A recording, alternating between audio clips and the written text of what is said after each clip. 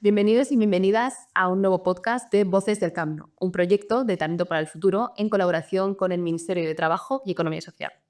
Hoy tenemos el honor de entrevistar a un invitado muy especial que trabaja en un sector que está transformando el panorama económico y social de nuestro país. Nos acompaña Jaime Iglesias, comisionado para la economía social. Desde su posición y junto al tercer sector, busca impulsar el modelo económico basado en la inclusión, la sostenibilidad y la resiliencia, una alternativa cada vez más relevante en un mundo en constante cambio. En este episodio queremos explorar cómo la economía social está transformando el país, el panorama laboral, cómo está transformando la transición energética, pero sobre todo también queremos hablar de cómo España puede ser y está siendo un líder en la economía social. Así que Jaime, muchísimas gracias por acompañarnos hoy aquí. Buenos días, muchas gracias Marlene y Elsa por invitarnos y muchas gracias también a Talento Futuro por poner el foco en temáticas tan necesarias para la juventud y para la sociedad general. Muchas gracias. Pues vamos a empezar con lo primero porque entendemos que no todo el mundo conoce lo que es la economía social. Entonces, ¿qué es la economía social y qué es el comisionado de economía social? ¿Para qué sirve? Muy bien. Pues sí, efectivamente. Los comisionados especiales son figuras que se crean por parte del gobierno para poner el foco en temáticas concretas de la acción de las políticas públicas a las que se quiere dar especial relevancia. Por ejemplo, existe un comisionado que se acaba de crear para dar respuesta a la Dana de Valencia, existió otro comisionado para la respuesta al volcán de La Palma o en materia de salud mental existe otro comisionado. En el caso concreto del puesto que yo ocupo, es un comisionado que se creó hace un año y medio para coordinar la respuesta del PERTE, de la economía social, que es uno de los 12 proyectos estratégicos que el gobierno lanzó tras la pandemia con fondos europeos para dar impulso a áreas especialmente relevantes de la acción de gobierno, y en este caso la economía social y la política de cuidados.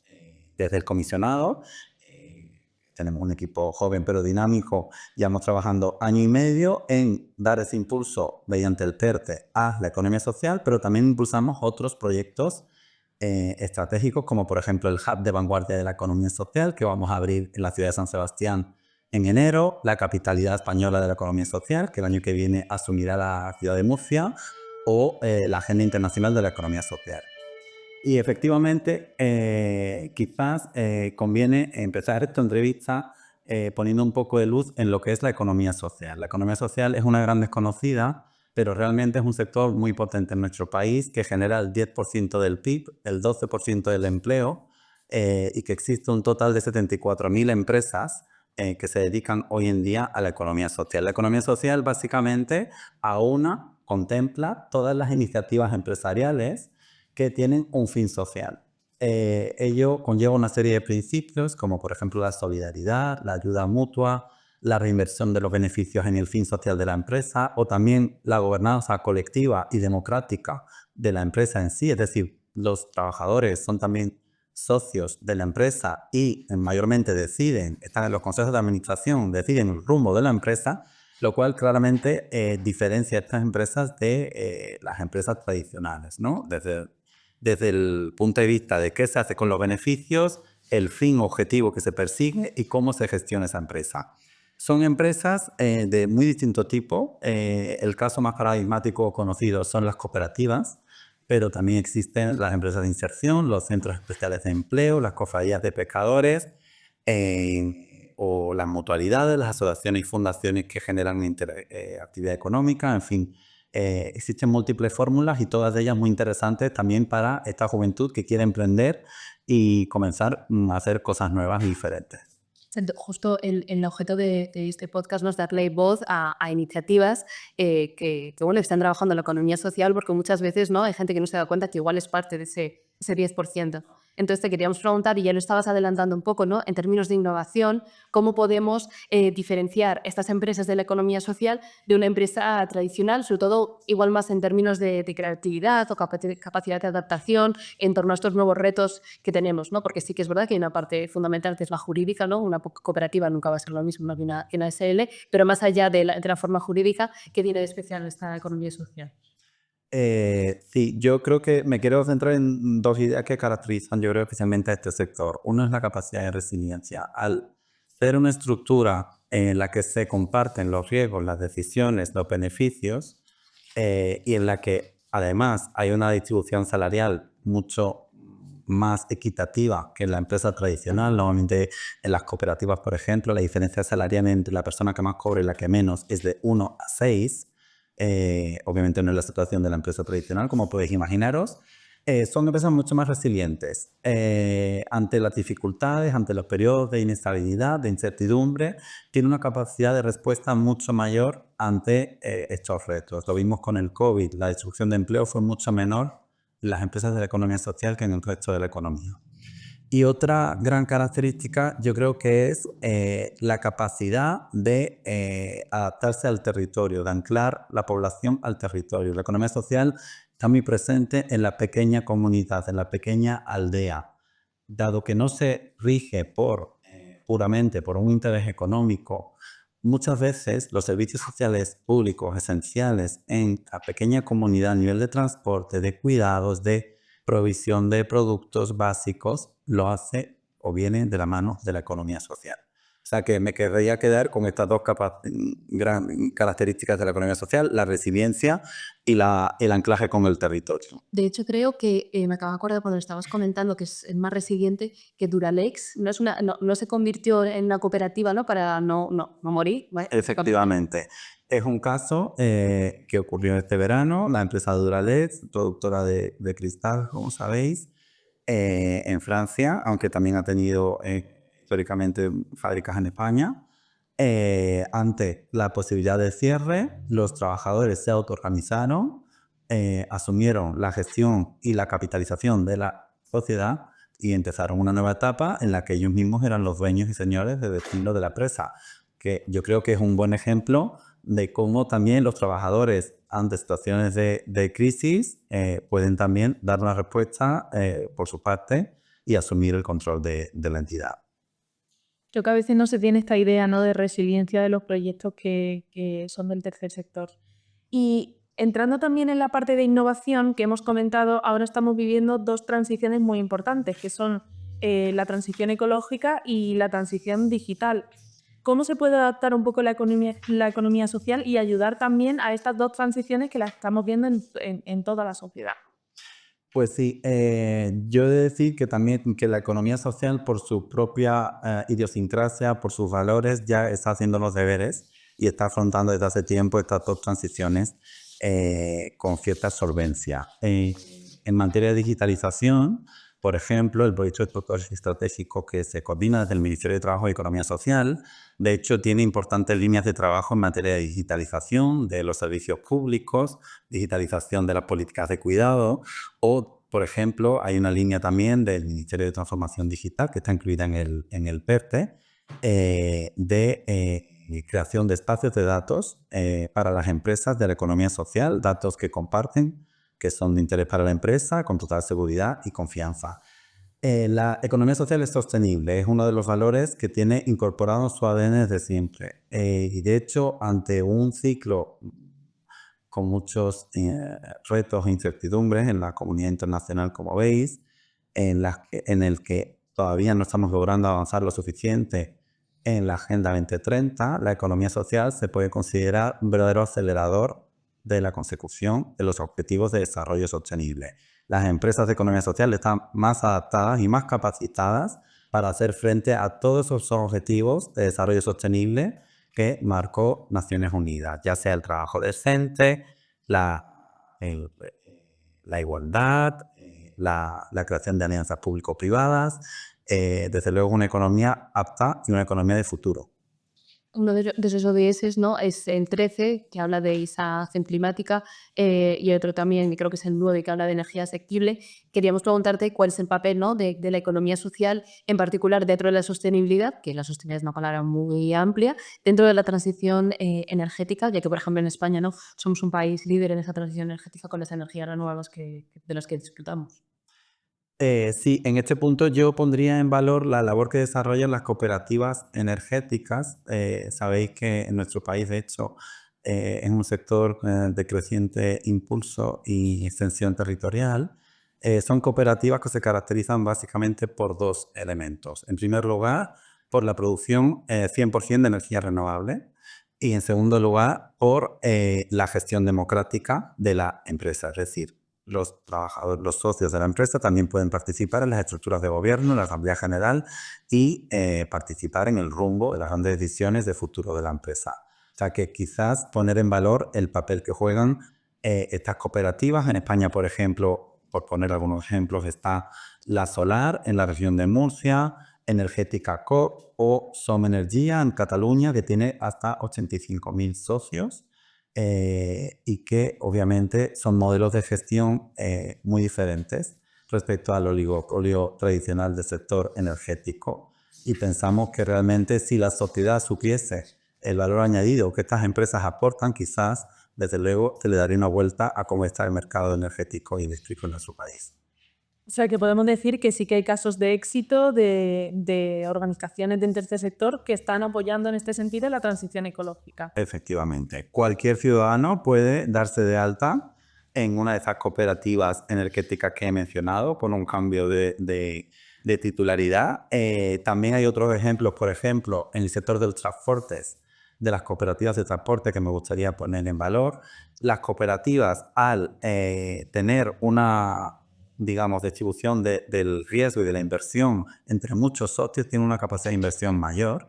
Y, por ejemplo, está habiendo ya un cambio en la flota de transportes de muchas cooperativas de transportes hacia camiones eléctricos, cosa que el camionero individual no se lo podría permitir. Es decir, son sociedades también sumamente eficientes al tener una capacidad de inversión mayor entre todos los socios. Totalmente. Y otra capacidad que yo creo que hay que poner de relevancia, ¿no? Y que también lo hemos ido hablando, es que esta parte de economía social, esta economía más sostenible, también está la parte del empleo inclusivo, ¿no? Al final, cada uno solo queremos una economía que vaya como un tiro, ¿no? Sino que también, ¿no? Acompañe, ¿no? Y sean unas condiciones laborales que tengan sentido, ¿no? Porque no queremos, ¿no? llegar a ese capitalismo extremo en el que estamos todos descontentos, sino que también queremos, ¿no? que sea sostenible y la economía social pueda ayudar con eso, ¿no? Entonces, ¿cómo puede la economía social generar empleos, por un lado, sostenibles, entendiendo sostenibilidad no solo de la que estábamos hablando, ¿no? sino también social, pero también ayudar con esa parte de inclusividad del empleo? Sí, me alegra que me hagas esta pregunta, Elsa. Efectivamente, hay varios modelos de sociedad, de economía social que tienen en el corazón de su trabajo, desde luego, la inclusión. Y aquí hablamos concretamente de las empresas de inserción y de los centros especiales de empleo. Las empresas de inserción son todas las empresas que trabajan con personas en vulnerabilidad que necesitan un apoyo por parte de este tipo de empresas para insertarse en el mercado de trabajo. Por poner algunos ejemplos, por ejemplo, personas que acaban de salir de la cárcel, mujeres que estén sufriendo situaciones de abuso, personas que estén en situación de vulnerabilidad por trabajar en el sector de la prostitución y que quieran cambiar de trabajo. Este tipo de personas son aptas para trabajar en una empresa de inserción en la que trabajas un periodo de tiempo y luego el mercado de trabajo te posibilita la inserción en el mercado ordinario con un acompañamiento específico que se proporciona por parte de los servicios de empleo. También querría poner en valor los centros especiales de empleo, que, como sabéis, son aquellos que trabajan con las personas con discapacidad. Lamentablemente, aún muchas empresas no apuestan por la diversidad en toda su extensión, y muchas de estas personas pueden aportar su riqueza o su valor añadido trabajando en centros especiales de empleo. El caso paradigmático de la empresa Ilunion, que es el mayor centro especial de empleo de nuestro país, que tiene hoteles, lavanderías, tanto en España, Portugal, Colombia, y que emplea a muchísimas personas con discapacidad, que desde luego son tan necesarias como todos nosotros y que aportan toda su riqueza y todas sus capacidades en este mercado de trabajo gracias a las oportunidades que se generan. En España hay concretamente 194 empresas de inserción y 650 centros especiales de empleo, que emplean a miles de personas y que generan oportunidades laborales y oportunidades de vida. En Huelva, precisamente, hay una empresa de este tipo que a mí me hace mucha ilusión porque además está creciendo ahora mismo, que es una empresa de segunda mano, muebles de segunda mano, ropa de segunda mano y, en general, bienes de segunda mano, y que también tiene a personas empleadas en riesgo de de vulnerabilidad, ¿no? En este sentido. Entonces, personas migrantes que a lo mejor todavía no conocen el idioma lo bien que permite para insertarse en el mercado laboral y demás. Y tiene esas dos partes también, ¿no? Que también es una empresa que promueve la sostenibilidad. Entonces, es muy interesante ver que esas empresas también crecen y justo ahora acaban de abrir otro centro y es súper interesante. Y precisamente para crecer, para que estas empresas del tercer sector y estas empresas sociales de la economía social crezcan, ¿cómo lo hacéis desde el comisionado para hacer políticas públicas que precisamente mejoren estas posibilidades de avanzar y de crecer? ¿Y qué dificultades también os encontráis? Yo creo que el principal reto del sector es claramente la difusión o que los ciudadanos y ciudadanas comprendan el valor añadido de este tipo de opciones. Yo estoy seguro de que si los jóvenes de hoy en día, las jóvenes de hoy en día, a la hora de abrirse una cuenta bancaria, saben que hay un tipo de banco que financia, por ejemplo, la industria armamentística y otro tipo de banco, como la banca ética o las cooperativas bancarias que no lo hacen, optarían por el primero. Yo estoy seguro también de que si los jóvenes hoy en día saben que al acceder a una vivienda cooperativa se ahorra un 20% el gasto en la compra de una vivienda, también optarían por este tipo de modelo. Estoy también seguro de que si supieran que hay industrias culturales que trabajan en cooperativa, que hay empresas de inserción o centros especiales de empleo que ofrecen servicios de todo tipo, supermercados, hoteles, transporte, y que además pueden contribuir a la sociedad, claramente eligiendo este tipo de opciones, optarían por este tipo de modelo. Por lo cual yo creo que obviamente nuestra responsabilidad como ministerio, pero también la del sector, que por cierto, quiero reconocer ampliamente el papel que juega el sector, un sector muy dinámico y muy potente, lograríamos que se escalasen aún más esos números que os daba antes, que ya de por sí son muy relevantes. Justo en Aliento para el Futuro, nuestra cuenta bancaria es una cuenta en banco ético, porque sé que es verdad que hace unos meses consideramos, bueno, pues que si nos dedicamos a esto, pues que menos, ¿no? Que ser parte realmente, ¿no? de todo el ecosistema, ¿no? Intentamos siempre hacer los eventos en la medida de lo posible en lugares también sostenibles, con catering sostenibles. De hecho, la semana que viene tenemos un catering que depende, ¿no? de personas que están en riesgo de exclusión, ¿no? O sea, siempre hay maneras, ¿no? Hay muchas maneras de hacerlo y es justo lo que estabas diciendo, igual falta como igual esa difusión, que lo conozca la juventud y no solo la juventud, ¿no? Aquí la visión es la juventud, pero por supuesto que lo conozca todo el mundo. También te queríamos, ¿no? preguntar que no solo se necesita para fomentar esa parte de visibilidad, que por supuesto es fundamental, porque si algo no se visibiliza parece que no existe, si no está la foto, no está en redes sociales, la gente no lo conoce, pero también, ¿no? Al fin y al cabo se necesitan, y es el cómputo en el mundo, ¿no? Ciertos incentivos, ¿no? Entonces, ¿qué papel pueden jugar desde la administración pública esos incentivos fiscales o esos incentivos de colaboración público-privada? ¿Cómo podemos conseguir, ¿no? que aparte de que la gente lo conozca, le interese no solo participar, véase, a veces una cuenta en una banca ética, pero montando su propia empresa de economía social? Bueno, la gente tiene que saber en primer lugar que existe un régimen fiscal mucho más ventajoso para las sociedades cooperativas, por ejemplo, que para el resto de sociedades mercantiles, ¿vale? O sea, más allá de la contribución a la sociedad, que obviamente es notable, existe un tratamiento mucho más favorable si constituyes un proyecto colectivo con una cooperativa que con una sociedad mercantil, por lo cual entiendo que también es interesante ese modelo desde el punto de vista económico para los ciudadanos.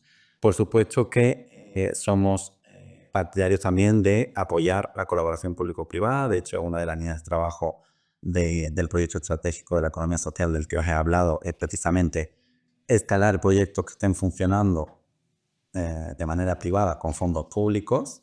También otro tipo de incentivo que existe, por ejemplo, en el caso de las sociedades laborales, por hablar de otro tipo de empresa de la economía social, es la posibilidad de capitalizar las prestaciones por desempleo ante un posible cierre de la sociedad para transformarla en una empresa de la economía social, en una sociedad laboral. Es decir, el Servicio Público de Empleo te daría la integralidad de la prestación por desempleo que fueses a recibir en los próximos 2 años si te quedas sin empleo ante el cierre de tu sociedad mercantil, para que tú transformes con ese dinero junto con otros socios o trabajadores de la empresa en una sociedad laboral, que es una sociedad de economía social y que por tanto tiene un valor añadido mayor para la sociedad. O sea, los incentivos están ahí. Quizás volvemos a lo que estamos diciendo antes.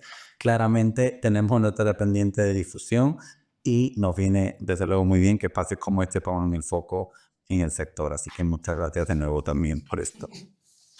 Bueno, y España es reconocida como uno de los líderes en economía social. ¿Qué podemos hacer para consolidar ese liderazgo y seguir creciendo en ese sentido? Y sobre todo también, si es posible, llegar a una economía en la que no solo sea el 10%, sino que sea mucho más.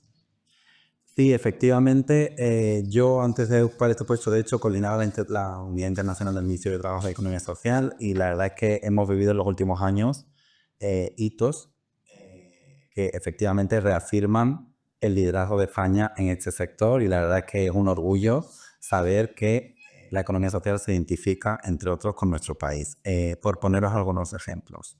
A finales del 21, tras mucha incidencia por parte de los estados dentro de todo el metro, por primera vez la Unión Europea aprobó un plan de acción para la economía social con toda una serie de tareas hasta 2030 de cómo debían gestionarse estas políticas desde todo el punto de vista normativo, fiscal, ayudas de Estado, contratación, para que se reforzase el sector. En el 2023, hace un año, justamente, durante la presidencia española de la Unión Europea, se logró a iniciativa de la vicepresidenta segunda y de la ministra de Trabajo y Economía Social, la aprobación del primer texto legislativo de la Unión Europea sobre economía social, una recomendación del Consejo de la Unión Europea que exige a todos los estados de la Unión Europea que en 2 años tengan marcos normativos y legales para el sector. España es un país que ya viene trabajando en esto desde hace mucho tiempo, desde 2011 tenemos una ley de la economía social, pero hay países que no tienen todavía ese marco legal. Entonces, para que la economía social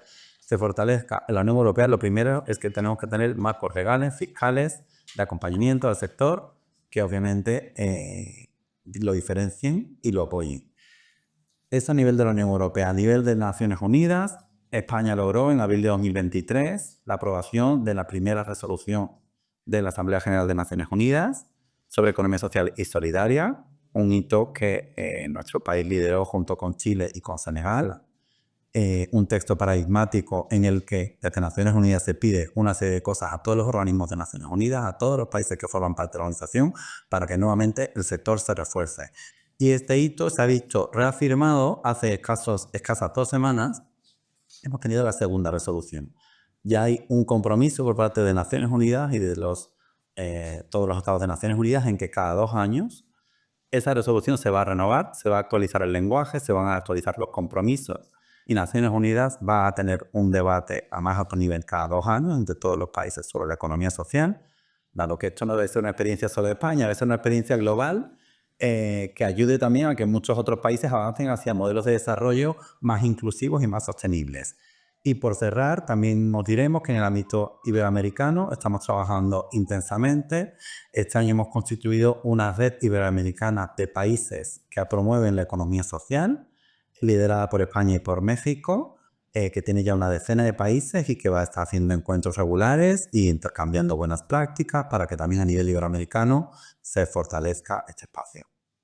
Joder, o sea, yo me quedo muy sorprendido porque yo ya sabía, ¿no?, más o menos un poco del sector de la economía social, pero creo que sí que es verdad, ¿no?, que falta esa parte, no sé, recargaremos el talento por el futuro, darle más difusión a estos logros, ¿no?, porque al fin y al cabo, ¿no?, las Naciones Unidas, la Unión Europea, ¿no?, necesitamos esa armonización de políticas públicas, porque si no, muchas de lo que sucede, ¿no?, es que hay un país líder, ¿no?, pero justo en estos temas como economía social o transición energética, necesitamos que vayamos todos, ¿no?, a una y de forma no coordinada. Ya para terminar, te queríamos preguntarlo por un mensaje. ¿Qué mensaje darías a quienes desean o bien emprender en el ámbito de la economía social o, porque no está haciendo que emprender, pero sí que quieren potenciar este ámbito desde las políticas públicas? ¿Qué mensaje les darías?